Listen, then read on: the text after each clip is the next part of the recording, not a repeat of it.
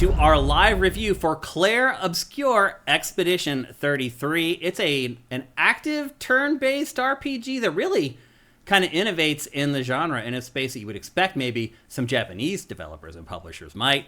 We're here to talk about that today with Matt Keil. What's up, Matt? Oh, a lot of art terms. Art terms. Yeah. A lot of French terms in this game. Was it made in France? Yeah. Which you would think it would. Yeah, very obviously made in France. It definitely wears its influences on its sleeve, for sure. But the one thing I would say is that, it's not influenced by a lot of things. It's very innovative and very different for a turn-based RPG. Yeah, it's definitely trying to turn the sort of the general trappings of the gameplay style on its head. It's certainly not the first turn-based game to involve active action-based stuff. I mean, Paper Mario, and Super Mario Brothers RPG. Been doing it for a certainly while. Did that. I think the closest comparison in terms of tone and approach is probably the Shadow Hearts games. Oh, that's a blast from the past. Yeah, not a well-known, not success. There's not a lot of success for this kind of thing in the past if you're not Nintendo. Mm-hmm. But it's already sold 1 million copies, so it's doing pretty well. Yep. I think we're kind of seeing there is an appetite for this kind of game that's not drenched in anime nonsense. Mm-hmm. If you make a game with interesting art direction that's made for adults or feels aimed at adults, people will come, Ray. Yeah. It's hopefully this is the start of something, because basically everyone sort of seems to stand around and wait for Square to make these. Right. Yeah. And I mean, there's other stuff. Not happening though. I mean, Baldur's Gate 3 is turn-based. Yeah. The Suikoden stuff is turn-based. Aeon Chronicles, the spiritual, turn-based stuff happens all. Yakuza went turn-based. Yeah, it did. And did very successfully. Yeah. So it's not like that, and Yakuza is using a lot of new ideas for that. It is actually, you're right. Yeah. So it's not unheard of, but it's nice to see it come out of nowhere from a smaller team. I know, the big trivia point on this is that it was made by a team of 33 people, mm-hmm. which is true. The main developer is like a core of 33 people, but they had a few hundred contractors on this. It wasn't. You don't make this game with 33 people and no outside help. That's true. But it is a very small team with a very specific and coherent vision, and it seems to be paying off for them. Yeah. How odd that a non-live service game with an actual idea and care behind it in execution is hitting it big. Yep. One thing before we get going, these are our live reviews, and we want to kind of segment those out from some of the other reviews that we do. For our live reviews, we do not have to finish the game. In most cases, we played a lot of the games that we do in our live reviews, but we haven't necessarily finished them. Another thing is we will grade this particular game in 7 different categories. Sometimes there's 8 if we have a connectivity category for a particular game. But we will score this game in 7 different categories and then average the score at the end. This is all just for fun. Don't freak out if you don't agree with our scores or you think the average doesn't make sense to you. It's okay. It's just a frame of reference for us to kind of look at each game we talk about and try to slot it in some sort of hierarchy. We don't take it that seriously. You shouldn't either. This is all for fun, and hopefully we entertain and inform you along the way. Let's get to it. So the first topic we're going to tackle is the story in this game, and I think a lot of people, when they think about turn-based RPGs, they think about those Japanese games and these kind of anime-inspired stories that maybe don't make a lot of sense to Western audiences sometimes, but maybe do make sense to Eastern audiences. Or more often, I think, just follow such a formula. Right. There's nothing of interest or surprise to them. There's no intrigue. You've just done this a dozen times before, mm-hmm.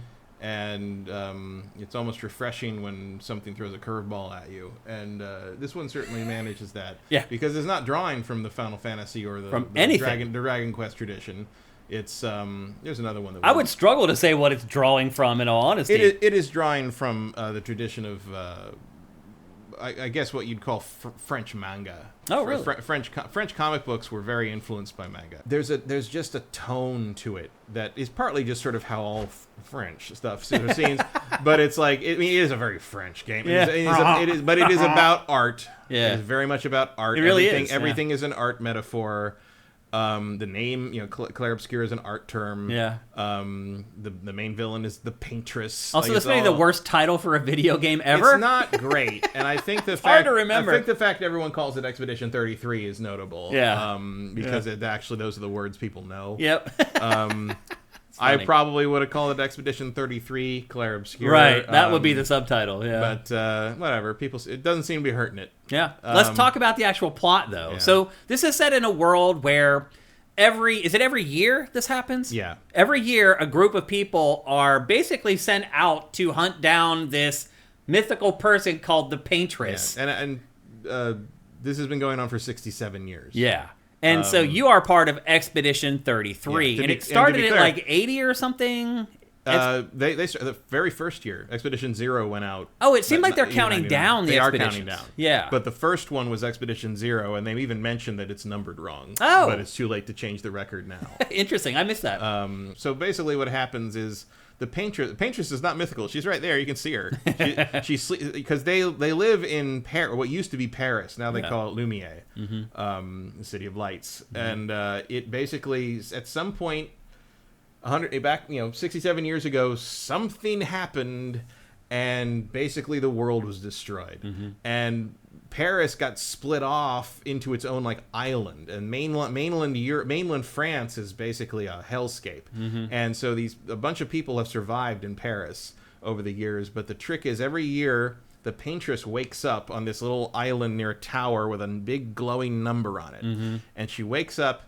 And she erases that number, and the number goes down by 1. And the number as the number goes down, everyone who is older than that number dies and disintegrates. Disintegrates. Like Thanos just snapped them. Yeah. And so the oldest people in Paris are 33 years old. Yeah. And and so basically Expedition 33 means this is on the 33rd year.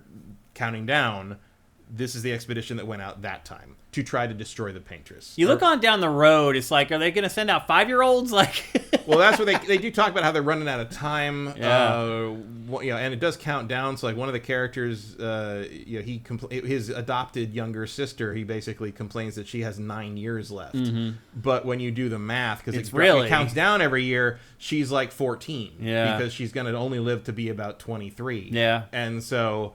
Well, the idea is that you go to this island with the Paintress, and you're trying to hunt her down to end the cycle. Yeah, but no one's ever returned, and they don't know what happens. Literally 66 other people groups have tried to do this, and they never came back. And so you are, this Gustav, and you basically go down with your kind of the one who got away ex-girlfriend who is 33. Yeah. And there's a whole elaborate thing. All of this is not spelled out. You have to kind of piece it together. You really do. It's very show and don't tell. It's a little obscure. A little bit, but it's also good storytelling. Yeah. It's show don't tell, as opposed to having a bunch of anime characters stand just lay it all and tell out. You everything. Yeah.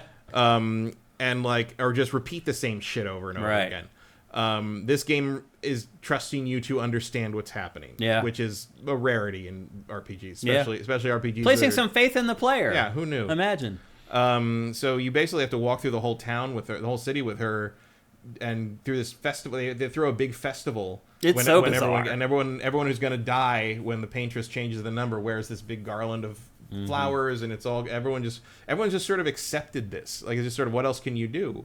And it's a gut punch of an opening to a game, because you think they're going to figure out something else, or there's some plan. No, he just stands there and watches. Yeah, he watches his girlfriend die. And then he walks over, and it's like, all right, let's get ready to go on the expedition. And you're like, there's no hope left in this really world. feels hopeless. It's awful. It really is. It's a crazy way to start a video game. Yeah. And it really doesn't let up. No, it really doesn't. It doesn't get any better from there. It really doesn't. And not in the sense that the game is bad, but in the sense that, for the characters, nothing improves. Well, Expedition 33 gets in the boat. They go to the island, and as soon as they get to the island, their whole party is wiped out by this dude with, gray hair. Yeah, and the oldest person they've ever seen. Because the dude looks about 60. And no one has ever. No one can live that long. Yeah, no one has seen that in 30 years. Yeah, someone with gray hair. So they get there. Everyone's wiped out except for a handful of people. Yeah. And it starts out with Gustav and what's the other one's name? Lune. And as the game goes on, you venture out into the island and you find new people that you add to your party. And you also find these sort of remnants left from the prior expeditions. Yeah, there's a lot of dead people Yeah. from the previous expeditions, and part of the world building is picking up their old journals and sort of piecing together through their audio logs what has actually happened to all these people and what is going on over here. And a lot of the expeditions have planted flags. Those ultimately become sort of your safe places where you can go to, like, level up your stuff, and that it becomes basically And the rest, bonfire. which respawns everybody Dark Souls style. It is the first time in a long time I've played a turn-based RPG and been truly intrigued by what they're trying to. I have no idea where you're going. Because you do find other people that are dying or have died. They'll like share their last message with you before they disintegrate, and you start piecing together these little bits and pieces of who the paintress is, who this older gentleman is, who the child is that's traveling around with him. It all starts getting pieced together, and I think what I like the most about this game is it also does something plot-wise that a lot of games don't do, and that's that the characters react realistically to what's happening. Like, people have mental anguish. They're breaking down. They're losing their ability to think clearly. They're becoming irrational because what's happening to them is insane. And in too many video games, the characters are just like, la-di-dee, la-di-da, I just watched 80 people get killed. Where's a drink? Like, Yeah, they get, like, especially early on when they're first on the island, like, Gustav basically gives in to despair. he loses it. Yeah. He breaks, basically. And Luna has to pull him back. Right. And that's a continuing theme. His mental health, his being on the edge mentally is something you watch throughout the game. And even to the point that, like, when you find his younger sister, she is living in a mansion that is inside of a door in a tree and hanging out with a monster that has no face that helps her find stuff to eat. And you're like, you are adapting to this quite well. I can't help but notice. And, like, I would say this. I would think that a younger person might adapt better than an adult. Yeah, she just sort of takes it all in. And well, the others she are eventually, a little more, later on down the road, though, she also starts to crack. And that's what I love about this game. The human interaction and reactions in this feels so much more realistic than most video games. Like, literally, it almost feels like in most games, characters mentally are like bulletproof. It's like no matter what you do to them or throw to them, they're going to brush it off and they're just going to move on to the next mission and act like nothing happened. Like, in this game, that is not the case. Trauma sticks with them, changes with them, evolves with them, and later on manifests in different ways as you get further into the game. As opposed to, like, a lot of, like, you know, the more JRPG stuff where it's like, there's a designated scene for everyone to be sad about something. Right. And then we're going to go right back to the way we were. Act like nothing happened. That does not happen in this game. Like, the trauma is a part. It's almost like a character in the game. Now, somehow, in the midst of all this madness, you are still building relationships with other characters in the game. So we talked earlier about how there's like an equivalent of the bonfire from Dark Souls in this, like these little camps that you set up. Once you get set up with those camps, you can start talking to the other members of the party and start building relationships with those people. And ultimately, you can romance those people. I know it's hard to believe. Like, I don't know how far you are exactly. Far enough that they started to introduce that. Okay. It seemed obvious that was where we were going to go. It's just such a grim reality that I couldn't imagine hooking up with someone being something I would even be thinking about. If we're about to die, why not? I guess, Fuck like...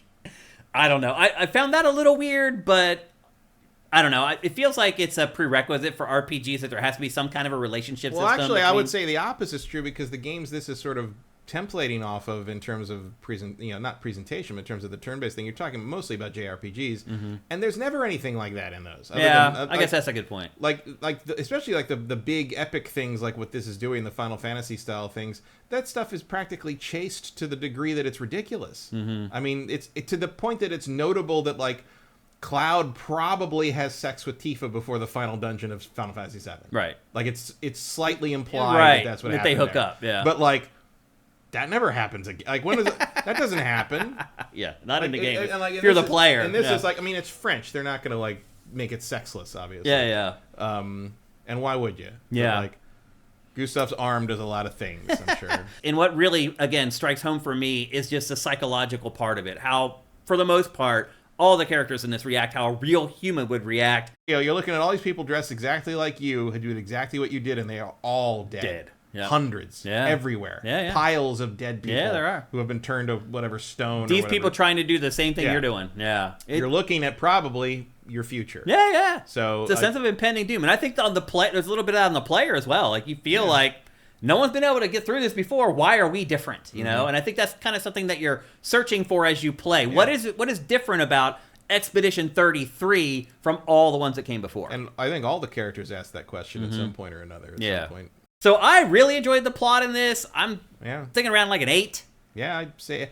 I think what I've experienced so far is an 8. I think I would probably, if the solution to the mysteries, if the reveals of what the paintress is and what the all that stuff, if that all works out well, I could go 9. Yeah. If it's satisfying. I mean, to me, 8 is a base right now. Like, it will only go up from here. Yeah, I would agree with that. Yeah, I mean, they'd have to do something egregious for that to go down. So that's a solid 8. And I feel like we would have heard about that through the grapevine. You're probably right. Yep. So I'm going to say a solid 8 with some upside. Yeah, I'd say 8 and on the way up. There you go.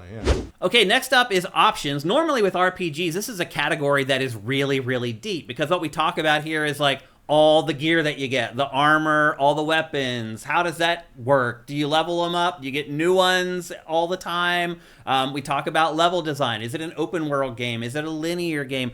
All that stuff usually with RPGs are things that we can talk about and discuss for a really long time. But with this game, it really is kind of streamlined. First of all, it's not really an open world game. It's another one of those games that if you just look at it, you may think it is, but it's really not. It's just a cattle chute that you're running down with a couple branching paths off of it. Yeah, I mean, there is an open world map you run around right, on, which but is I bet it would be which unwise. is weird. Be unwise to not go to the next thing they tell you to go to because almost everything else is out of your level. Yeah, you're right. Yeah. So the level design is pretty simple. It's mostly linear, and then it reminds me of Final Fantasy X. Yeah. More than anything else. It's not as rigid as 13, but it reminds me of 10 where like you're this little side spurs to go find optional stuff and extra treasures, but for the most part it's you're running down the critical path. Yep. And then as far as gear is concerned, like most RPGs, you have like 5 pieces of armor, you have like 2 different weapons, and you're leveling them up and you're attaching stuff to them and doing all. In this, you literally just have a weapon.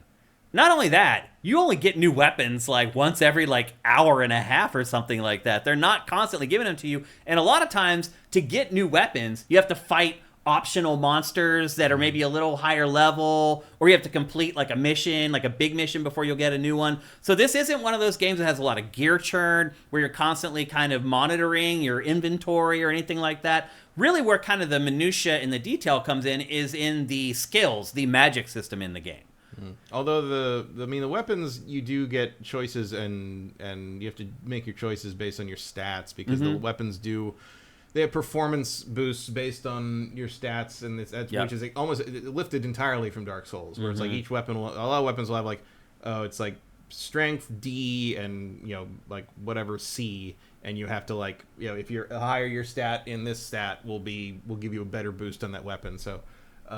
If your stats are built a certain way, you may want to stick with a weapon that theoretically is weaker than what you just picked up because your stats are going to boost it more than what they'd boost the new thing. There's also an elemental angle to it. It's elementals. Weapons can probably burn or slow or It's not like really the crux of the combat system, but it does matter. When you upgrade it, it does different things than it would if it doesn't have that elemental attachment to it. So there's a lot to consider with the weapons, but it is really just the weapons and your spells that you're talking about here. There's not a lot of gear management. There's no encumbrance in the game. No, I mean the Luminous stuff is where the real customization comes from. Yeah.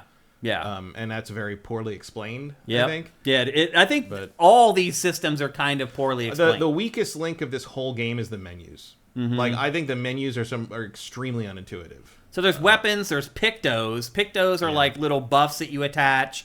And then there's tints. And tints are like these things that you can do in the middle of a fight. Like, say one of your party members died, use a tint to revive them. They'd be items in another game, but they are replenished when you rest. Right. So, and you can get more of them. So like you can upgrade them so you may have 2. Now you can revive 4 people. Resurrection items or whatever. And but you can use them out in the field as much as you want because you will always get them back when you rest. Yep, when you rest, you get everything back. Same with the... and I did find myself abusing that. Like, I found myself you're supposed to going and fighting a boss, coming straight back and resting. It tells you more than once, like, use your stuff. Because you get it right back. You have these almost Estus flask things that you can use in the field where you just replenish everybody's everything. Yep. Like everybody just gets all their life back, and they're fine. I think I have 3 of those right now. And those are important. Oh yeah, Those tints are the difference a lot of times between beating a boss or not beating a boss. It can be, yeah. And then pictos are like these little buffs that you attach to your weapons, and that menu system could be a lot better. Like you attach them to your character. Yeah, it got to a point where the list is like this long, and like if they're already attached to a character, they have a little icon there, and it's like as you start adding new party members to the party, it starts to get a little messy, like assigning all those to the different characters, figuring out which ones work and which ones don't. And to be fair, a lot of them are very subtle.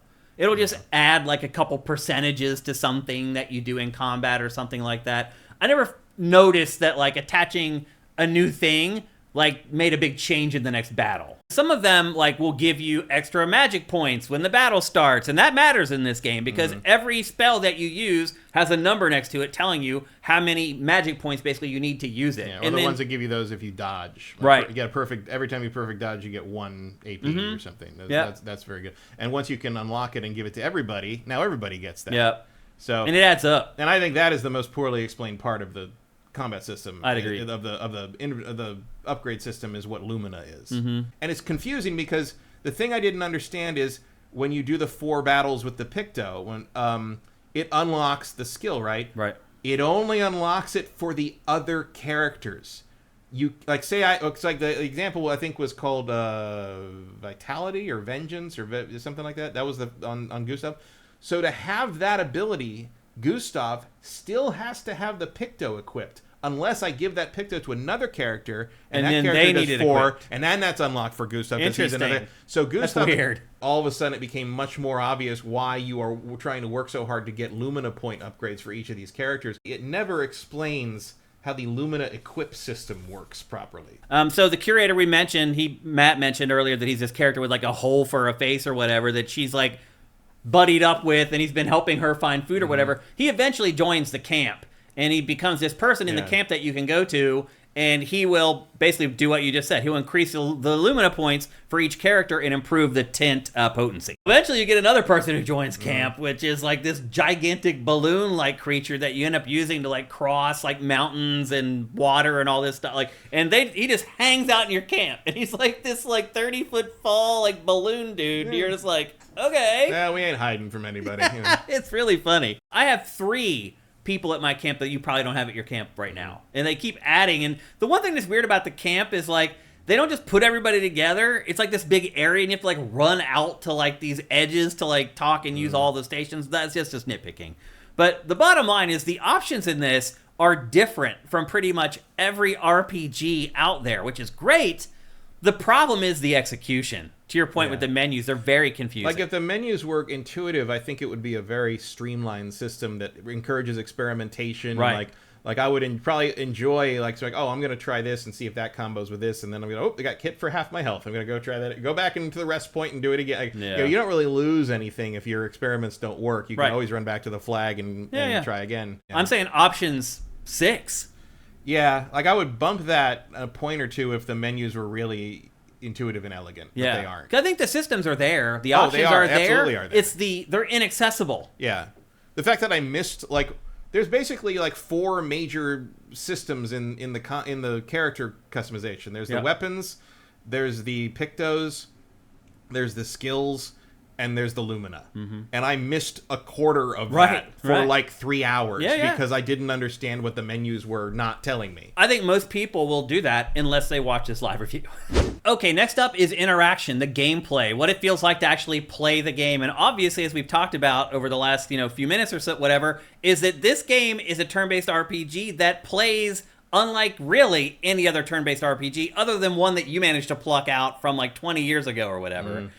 The way this game works is it is a turn-based RPG. You take your turns attacking, but it's also active. So it's almost like a Dark Souls-ish or From Software influenced turn-based RPG. The enemies attack, and you have 2 options. You can dodge, and that gives you a wider window to miss the attack, or you can parry. Parry's riskier because the window's smaller, but if you parry something, you dole out this devastating counterattack afterwards. So the game teases you to try to parry, although your chances of pulling off a parry are slim and pretty difficult, let's be honest.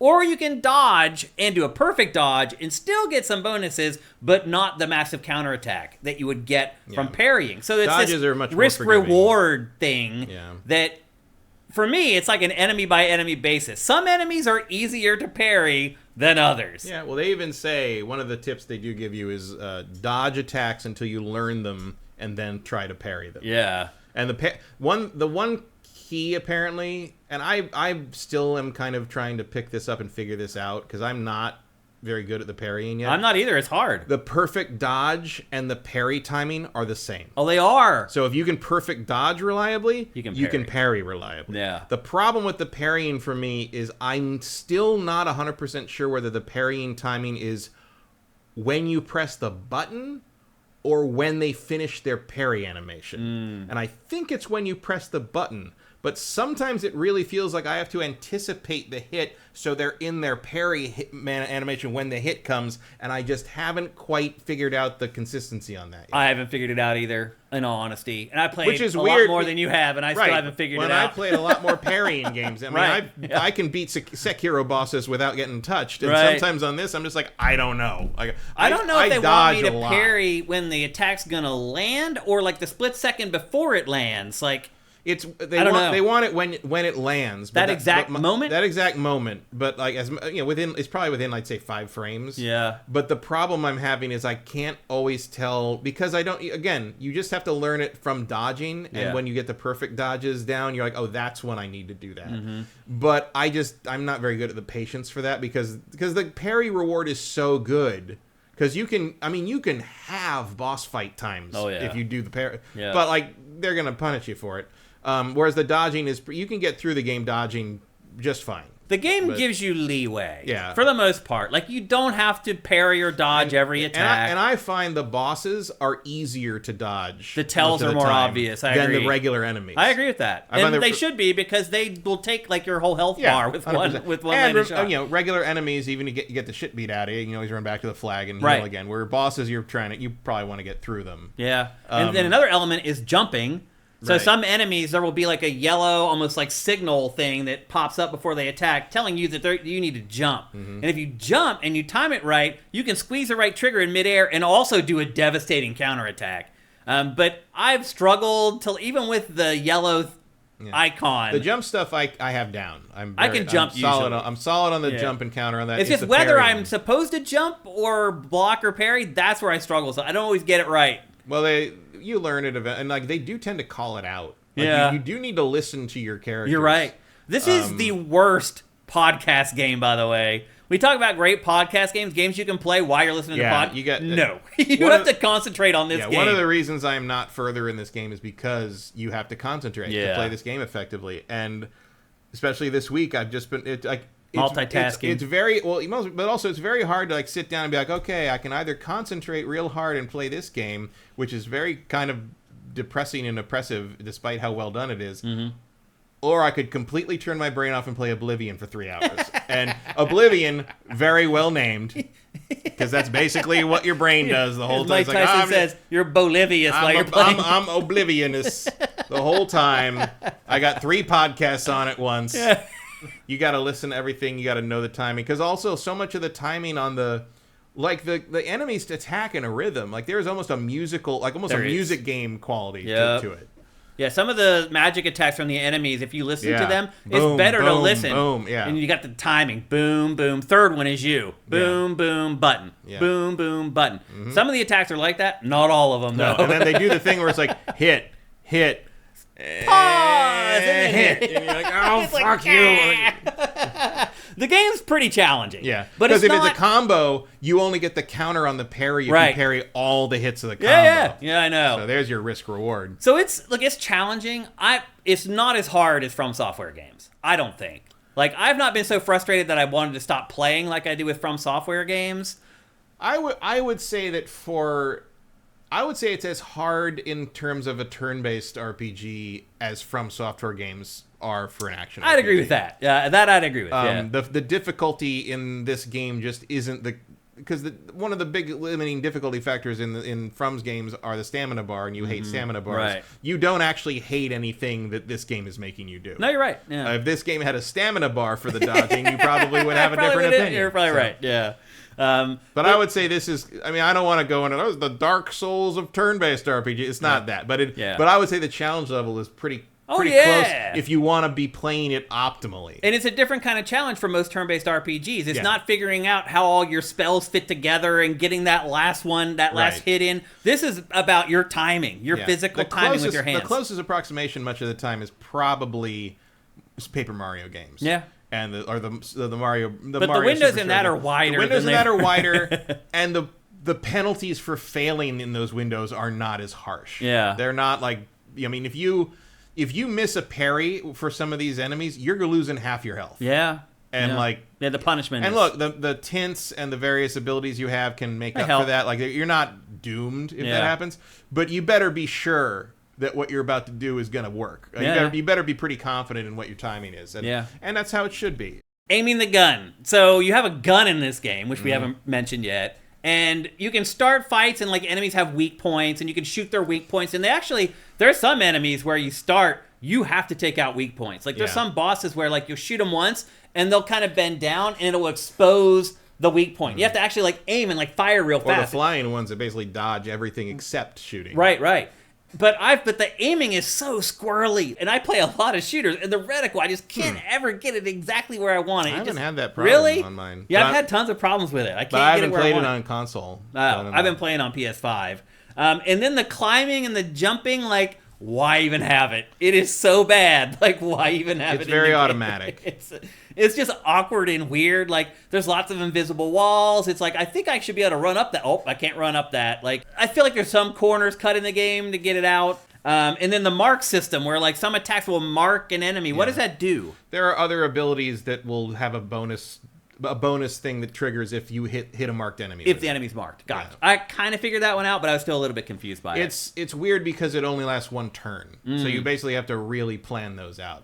You're not going to pull off the marked combos by accident very often. Okay. So yeah, Mark made more sense once. Actually, a lot of the skills made more sense once Mael joined because her stance stuff. Yeah, I didn't really understand that 1,000% either. Her stances. They inflict a lot of stuff. It's very important to really get into the stance stuff because otherwise she has. If you leave her an offensive stance, she takes 50% more damage. Yeah. There's also QTEs when you attack. Right. You have to hit the A, and I didn't even realize until 2 hours in that you can get perfects on those. Oh yeah, yeah. I didn't realize that the thing counting down actually mattered. I was hitting the button when it came up. Oh, I see. Well, also the other thing about that too is that that can get lost. There's so much visual noise, and I wonder if that's on purpose. Probably is on purpose because eventually, you don't even think about it because the attack you're using you need to press A these 2 times. You know where it's going to be. You know what the timing is. I don't need to look at the button prompts for Gustav's skills anymore. Most of his I don't, but a lot of the other ones I do, and a lot of times they just get lost in all the other stuff that's happening. I'm where's the button? Yeah, I failed it. It's too late. that was really hard also in the underwater section because there's so much happening. Right. In the environment anyway. And I do think that's intentional. I think so. I think they are trying to add a little bit of a challenge to it by making it hard to see. Yeah, no one's having an easy time on this quest. Yeah. It's definitely seriously. So gameplay-wise, I think I'm sitting at a 7. Yeah. Yeah. I really love the turn-based stuff and the dodging. I like the Dark Souls stuff, believe it or not, the From Software stuff. It's the other stuff that I didn't enjoy as much. Go figure. Yeah, I don't mind the what you in a Final Fantasy game you'd call the field gameplay. Yeah. It's just nothing special. Yeah. It's the only thing in the game that isn't special. Yeah. I would say it just running around in the environments in this game feels like playing a PS2 game. It does. Yeah. That's about the level. The sprint goes from too slow to way too fast, and there's no in between. It's just either you're walking too slow or you're Jesse Owens. Well, I like to use Luna because she floats. Right. That's who I actually use. For whatever reason, it feels like she's more controlled. Or maybe it's just because I can see the ground. Yeah, I use her too when I'm moving around. Yeah. Because I think she goes faster, but she probably doesn't. She feels like she goes faster. Because she's floating. Okay, let's talk next about the game's visuals. This is... when I first heard that this game was made by 33 people, as a lot of people have said, I knew that wasn't true after 5 minutes because of the graphics. Because this game is gorgeous. And there is no way a team of 33 people could make a game that looks that good and not take 20 years to make it. So that's when I knew that there was a lot more than 33 people working on this. But this game is beautiful. And it's a little oppressive. Like, there's no, like, bright colors in this game. Like, it's a lot of browns, grays, reds. And once you meet the little... the Dudes. Korok guys. Yeah, they're equivalent of the pretty. Koroks. Yeah, you go to their village and it's a different tone and everything like that. But generally, like out in the and there's a day-night cycle. It feels like it's dark more than it's light. Yeah, it's a. I mean, the day-night cycle is more of a concept. Yeah, than a it feels that way. Yeah. There's some cool. I mean, there's some cool. Like I think the section where you're underwater, but you're not really underwater. Right. But it's all kind of got blues and green. Like yeah. Like it's not. You're never gonna find the Rainbow Road exactly. But like there is visual variety. Yeah. It's just, and I mean, it doesn't help that all the characters are wearing the dark black and gold Expedition 33 the outfits. coats. Yeah. Although you can change their outfits into more festive things, which I did for a while, and then I'm like, this doesn't seem It ruins right. the game. Yeah, the like, cosmetics in the game are insane. Very It's like weird. these goofy hats. It's like, no, this is a serious game. I don't even want to the look girls like an having idiot. like flowers in their hair. I'm like, Yeah, that what do you- where'd you get the flower? And why would you wear it? When one of the outfits I unlocked for Luna is like just like a sweater. Yeah. It's like something you'd wear to the library in college, and I'm just like, Yeah. what is that? Yeah. I mean, it's not a bad look for her, but like, it doesn't make a lot of sense. The eyes. Yeah, eyes are The very darting eyes in this game are incredible. Like some of the moments where they're talking to each other about really intense things, like you feel it, man. Yeah, the facial capture is done very well. Yeah. Yeah, it looks very good. I mean, the art direction is helping it there a lot too. Like it doesn't look like anything else. No. Even with all of its influences, like you're not going to confuse this game for something else. No when way. you look at it. I mean, I think the enemy design helps with that a lot. The enemies are a little repetitive. I would like to see maybe a somewhat wider variety of enemies to fight. But also, like, you need to know what type of enemy each thing is because it's so wrapped up in how you parry and in dodge the systems everything. and everything, yeah. Because the more enemies you have, that's more enemies you have to Yeah, memorize. that's another enemy you got to learn. I mean, in this game, when you see a new enemy, there's kind of a sense of dread. What do you think of like the attacks or the spells and all that kind of stuff? How they look? You're good. Yeah. And I think there's a good, there's a really good progression from kind of the baseline spells to like building.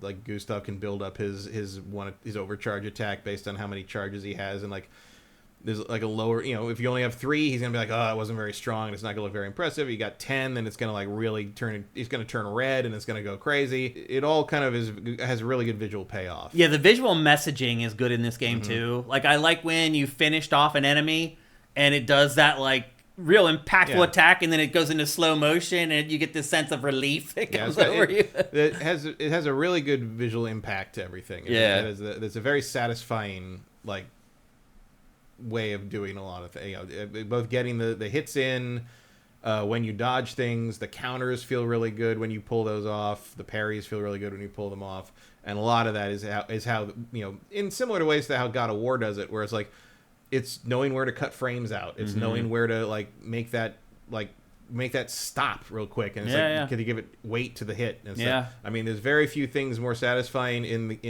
at the end of a fight in this game than having Lune finish it off with her basic attack. Right. She just does this big spinning jump kick, and it creates this like big bubble of force distortion. And it's and it feels really good. Yeah. I think what stands out for me the most with the graphics in this game is that it just doesn't look like any other game. No. And it is so hard to do that in 2025. It reminds me of a bunch of different stuff. Really? But it's not. Yeah, a couple things. Some of it reminds me of Nier. Like there's little some bit of that. Some of it reminds me of. There's a little bit of Dark Souls in there.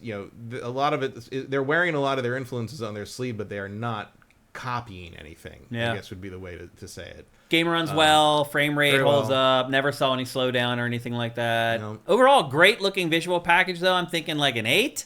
I'll go 9. Really? On this. I think it's just the imagination on display it bumps it up for me.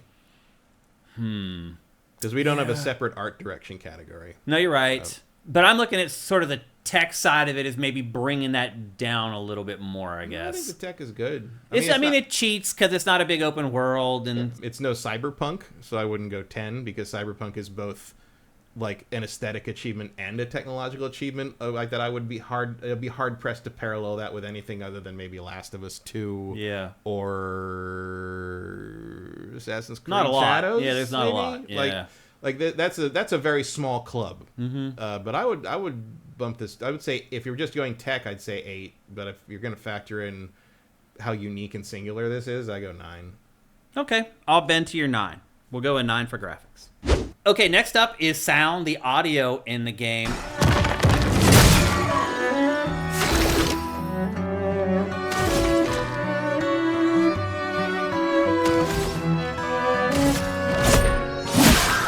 Let the ink flow.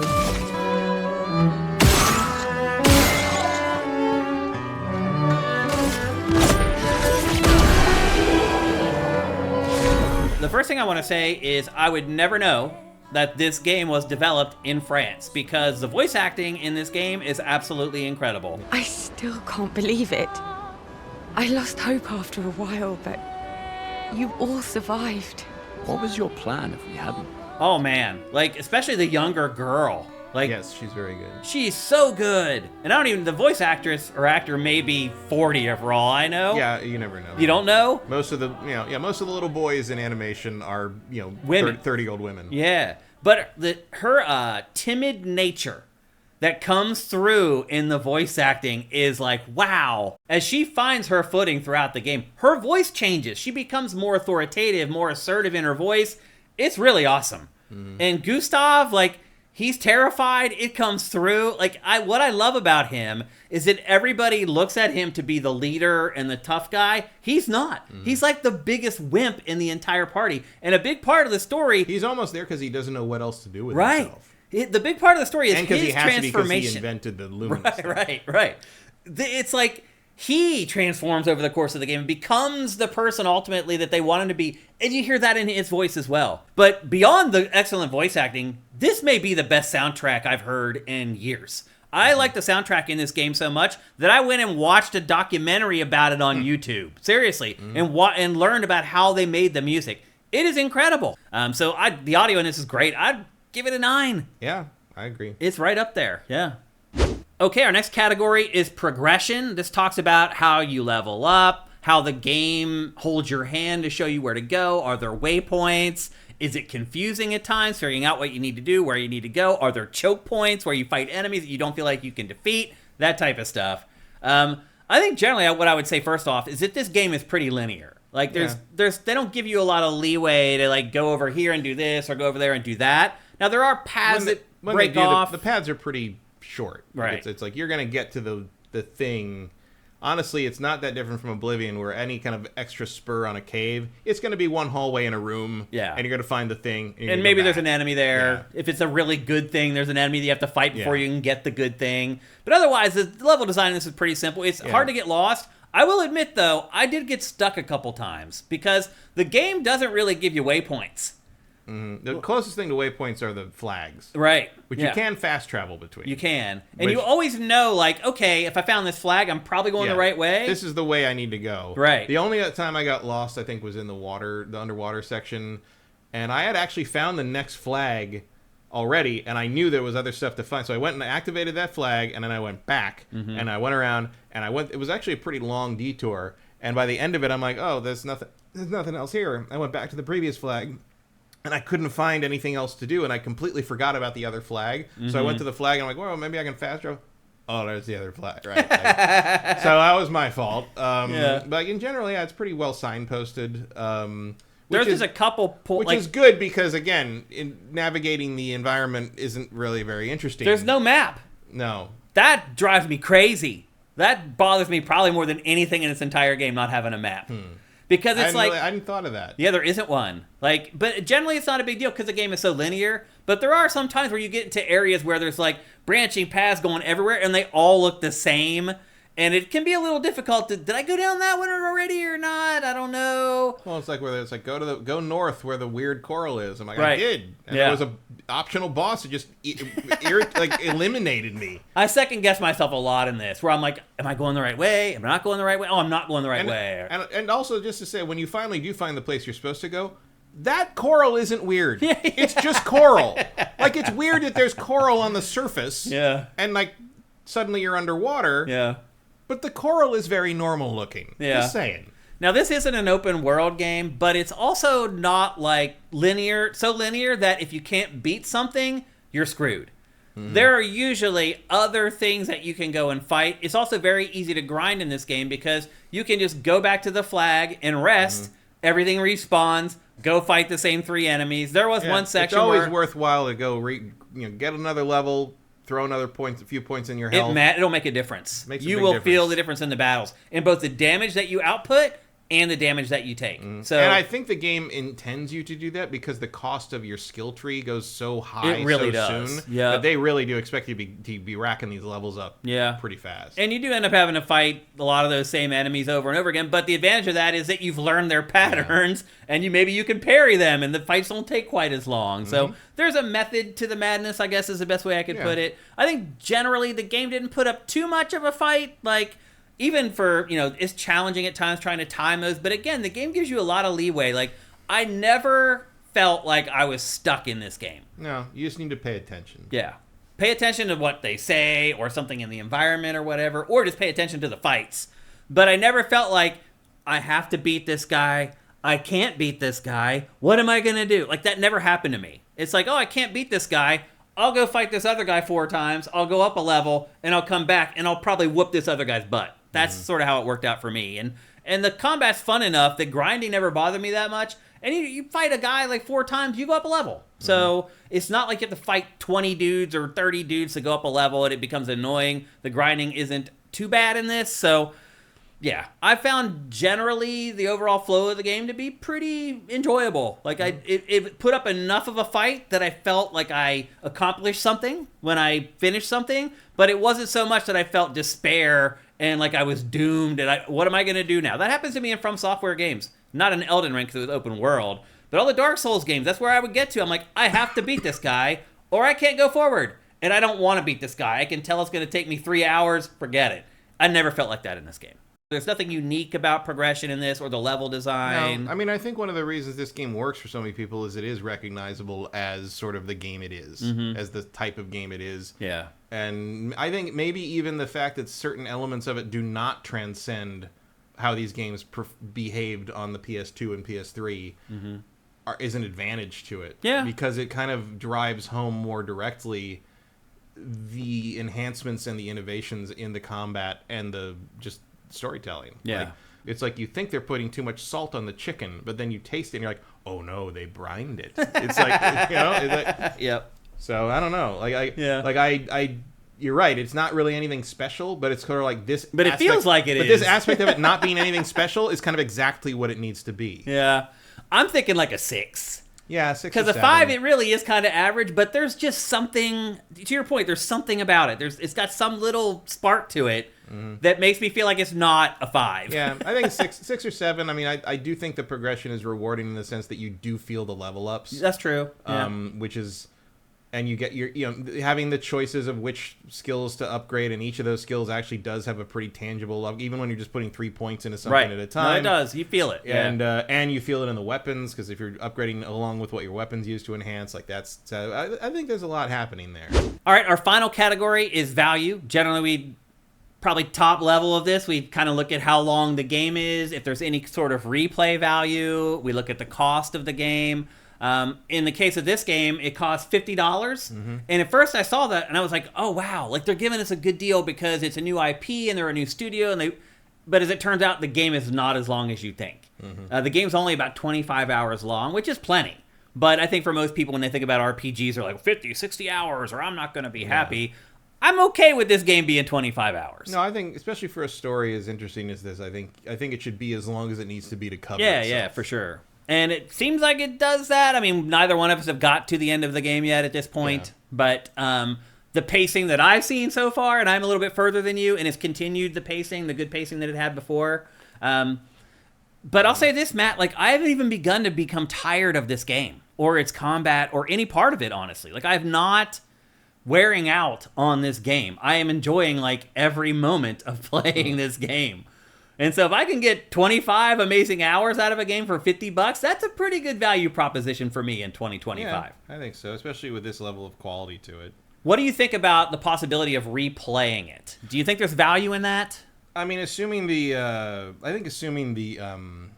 resolution of the story is satisfying, I could see myself coming back and playing it again a few years from now once I've forgotten some of it. Right. Because the one thing I will say is that, like, it does feel like there's just one way to play through the game. Now, you can switch out your party members if you want to or whatever, but the party members are very rigid. Like, you really can't shape your party members as much as you can in other RPGs because you only have one piece of gear really to mess with, just their weapon. Like in other games, you could like maybe enchant the armor to do one thing, enchant the weapon to do something else. I think what the Lumina they have equipped can change them up a lot, but just in terms of synergizing with the other characters. Yeah.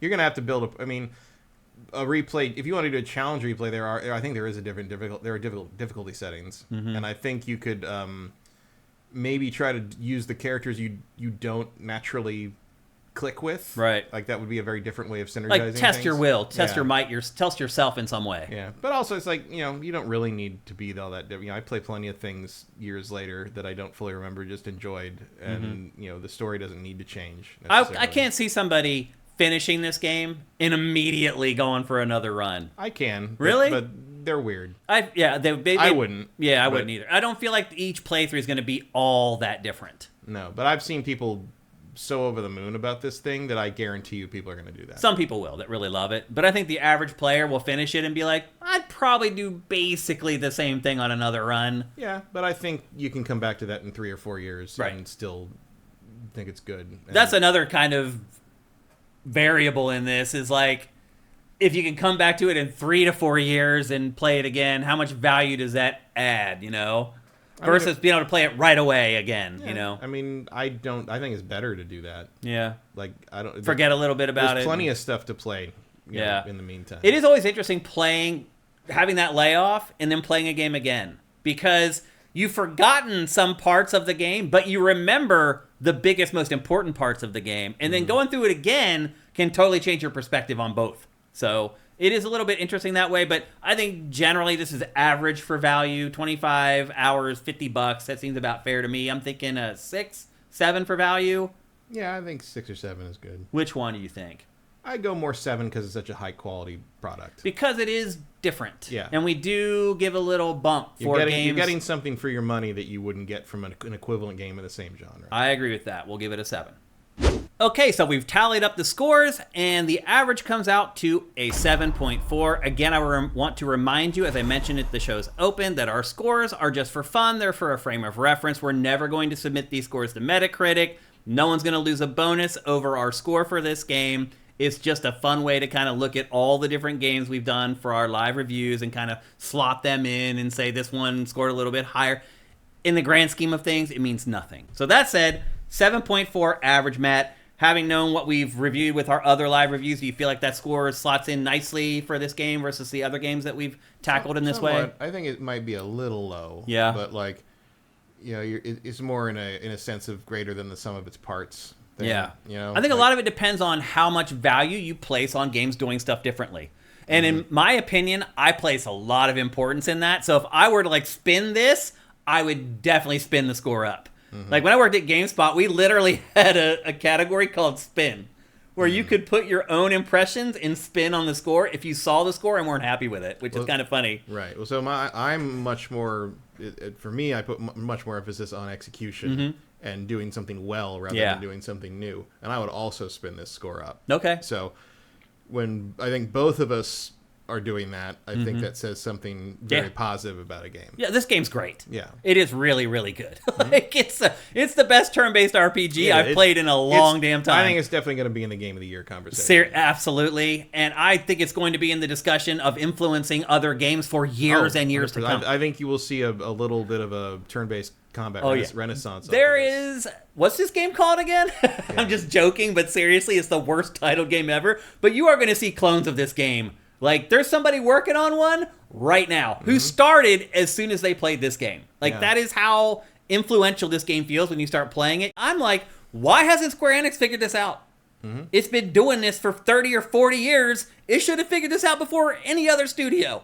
And here we have this brand new development studio that's never made a game. Because every time that Square Enix has tried to quote-unquote innovate with Final Fantasy, they have just done something really stupid. It's been a nightmare. Yeah. Their new ideas are just dumb ways to sort of complicate the formula. Yeah. And this team is just better at it. It is a really great game. In a way that, like, very few, and again, it took some courage, I think, to tackle this genre in this day and age with this, even with studio in France, even with a AA budget. It's not like you're breaking the huge bank on it, but like there was no guarantee anyone was even going to notice this. Yeah. And sure enough, I think this is right there with Split Fiction in the Game of the Year conversation so far. This might be a mistake to put this on Game Pass. Because I think this game probably would have sold very well on its own. Maybe. I don't think Game Pass is as prevalent for things like... I mean, I think this game's bulk of its sales will be on PlayStation. Yeah. In a big way. Yeah, I agree. Yeah. That's fine. Yeah. Like, it doesn't need to be anything else. I'm very curious how it will do in Japan. Yeah. Because it feels like it should appeal. Because they do like French stuff over there. They may just reject it because it's not made in Japan. They don't do that. Like, Japanese fans don't do that. Like, they love the French comics and manga over there that has been influenced by Japanese manga. Like, I think they might embrace it as, like, basically a tribute to that genre that Japan built and France is building upon. Like, I feel like this game just put everybody on blast, though. It did. I mean, it put the Persona team on blast. It put Square Enix on blast. It's like, y'all got to step up your game. Yeah. I hope that Square Enix's games resemble this in some way, shape, or form. And I hope Atlas is paying attention too. And we haven't really mentioned it, but I hope that Persona team is looking at this. Yeah, I agree. So, incredible game. Definitely a Game of the Year contender, without a doubt. Clair Obscur, Expedition 33. It's available for PC, PlayStation 5, Xbox Series, and Game Pass. It's $50 if you buy it. I don't think anyone will regret spending the $50 for this game. No. Like, we always recommend getting Game Pass. Spending $50 on this game? Yeah, I say reward. Totally cool. I say reward this team. Yeah. I say support this game. I agree. If you want to see progression like this and execution like this in the future, you need to reward the teams that do it. So I agree. Maybe this is a Game Pass pass, and instead spend the $50 to get the game if you want more games like this. And I think once you start playing it, you absolutely will. 100%. All right. So there you go. That's our live review for Clair Obscur, Expedition 33. Thanks for watching. Head to patreon.com/SIFTD and give us a pledge if you can. We'll see you next time.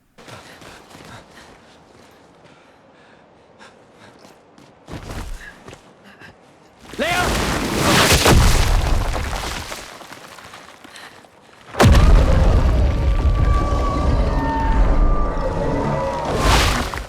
Fuck.